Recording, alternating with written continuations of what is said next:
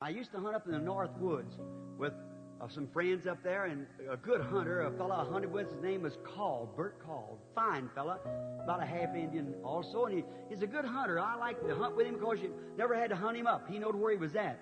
And a good shot, he was a dead shot. But the meanest man that I ever met in my life. That man was actually mean. He had eyes like a lizard, set sideways, like that. And he used to shoot little fawns just to make me feel bad. And he'd shoot you know what a fawn is? It's a little baby deer. And he'd shoot them does, mother does and fawns and things. Now, it's all right if the law, now I'm not you hunting brothers, I'm not condemning killing a fawn. That's all right if the law says kill it. But just to shoot him just for fun, that's wrong. That's murder. In my book, it's murder.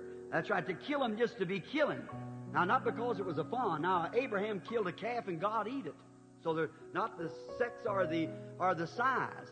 But it's just killing to be cruel to kill. And that's what Bert would do, just to be mean, to make me feel bad. He'd shoot those little fellas and watch them tumble over just for fun. And one year I went up there, it's kind of late. And I went up, and Bert, he had been waiting for me for 2 days. I'm soldier's always late. And even on my hunting trip, so I was late. He said, "Where you been, preacher?" And I said, "I just couldn't get off from work." Bert was right in time of quail season. I said, "I couldn't get off from work." He said, "Well, it's going to be late." He said, "Been hunting up here now for several days, so them little white tails are like hooting at escape artists. They're gone just in a second." And I said, "Well, we'll try it. We know where we're at. We got about 10 days now. We'll get one." So we started off that morning, and he said, "I want to show you something, preacher. You never seen nothing like it." I said, "What is it, Bert?" He reached down in his pocket and pulled out a little whistle, and he whistled it, blowed it, and it sounded like a little baby fawn crying for its mama. And I said, "Nah, Bert, you wouldn't be that cruel." And he said, "Oh, you're like all the rest of preachers. You're too chicken-hearted to be a hunter." He said, "Get next to yourself, fella." I said, "Bert, that's not being chicken-hearted. That's just acting with sense." I said, "Don't you do a thing like that, Bert." He said, "Oh, go on, Billy, what's the matter with you?" So we always carry some chocolate. Chocolate is better than coffee because it's stimulating. Sometimes you get turned around the woods and may have to stay out overnight, and you better have a little chocolate with you or something to keep you warm through the night if you can't find some dry stuff to make a fire. So we hunted till about 11 o'clock, and we didn't see a track or a sign. About 4 inches, 6 inches of snow, good tracking weather. Not a sign nowhere. Moonlight nights, of course, and them deer feeding at night. But we couldn't find even a track. And I said, "Well, it's going to be pretty bad." We walked on about 11 o'clock, and all at once he come to an opening about twice the size of this building here. Bert kind of stooped down. He put his hand back in his coat like this, and I thought, well, we're going to eat a bite of lunch and maybe separate, and him go one way and I another, work our way in. 9 or 10 o'clock night, we'd be back to our camp. So he reached down there, pulled out this little whistle, and I said, "Now," I thought he was going to get his lunch, but he pulled out this little whistle.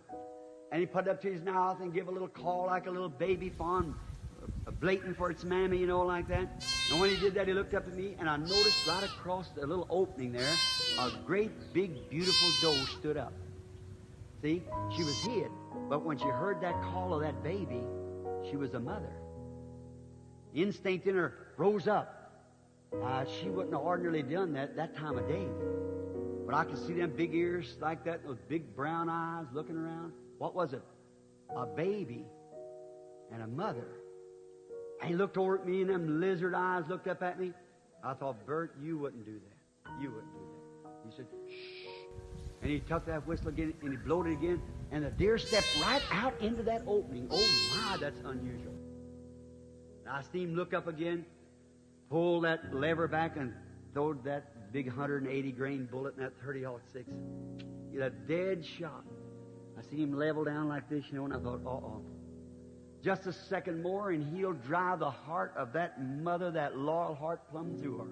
See, that big 180-grain mushroom going right through that loyal heart. A mother looking for her baby. How could you be so deceitful? She stomped. When the latch went out on the gun, you know what it is in a Model 70. When the latch goes out, it makes a little noise. She turned. She seen the hunter. Now, usually, she's spooked, we call it, gone, like that. But not her. She was right in the face of death. But her baby was in need. She was loyal. She wasn't a hypocrite. She wasn't putting something on. She wasn't a make-believe. She was a mother. There was something in her was mother. And I thought, oh God, There's a lesson. Yet a mother may forget her suckling babe, but never will I forget you. Your name's engraved on the palms of my hand. I thought, Bert, surely you can't do that. I was behind some bush to the deer, but I was looking through some snow hanging on a little spruce and watching. And yeah, I seen that gun come up there. Oh my, what a crack shot he was. I couldn't look at it. I thought, that loyal mother, I thought, how real. She's walked right out there in the face of that. And them ears, that nose, she caught that hunter sitting there. But that didn't make her no difference. She was ready to go to death. Why? That baby was crying. And she was trying to find it. She was a mother. There was something inside of her. It was mother. Inside of her. She was born a mother. And she was looking for that baby. She wasn't noticing the danger. It didn't make any difference. She was watching for that baby. I turned my head. I couldn't watch it. I turned my head. I said, Heavenly Father, be merciful to Bert. Don't let him do it, God. That precious mother standing there with that real loyal heart beating beneath there, looking for her baby. Don't let him do it, Father. And I kept standing there praying to myself.